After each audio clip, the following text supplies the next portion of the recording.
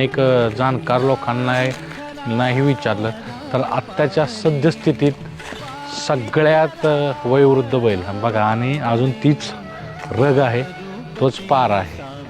मित्रांनो, 1 नंबरची ढाल दिसते. आता सगळ्यात महत्त्वाचं आहे साल. बघा, साल आहे 2004, आत्ता चालू आहे 26, जवळजवळ 22 वर्ष झाली. पण मित्रांनो, अशा अनेक ढाल आहेत बघा की 1 नंबरच्या 22 वर्ष. मित्रांनो, 22 वर्ष झाली ह्या ढालीला. ढाल घेणारा बैल कोण तर जपान, लेंगऱ्याचा जपान.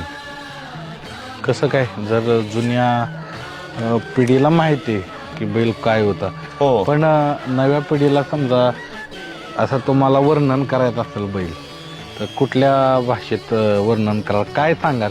जपान म्हणजे कोण, नवीन पिढीनं विचारलं तर? नव्या पिढीने विचारलं तर आता मीडिया नेटवर्क नव्हतं, नाही तर सगळ्या देवातला देव म्हणलं तरी चालेल. आता आपण सगळीकडेच बकासूरची इतकी स्तुती करतोय. आता सोशल मीडिया आली, पण हितनं जाऊन एक बार बैल मुंबईत पळालाय, पुण्यात बैल पळालाय, माळशिरस मध्ये पळालाय. बिनजोडला काय राहिलेला इतिहास? बिनजोडला हे जे कधीच मार खाल्लेली नाही.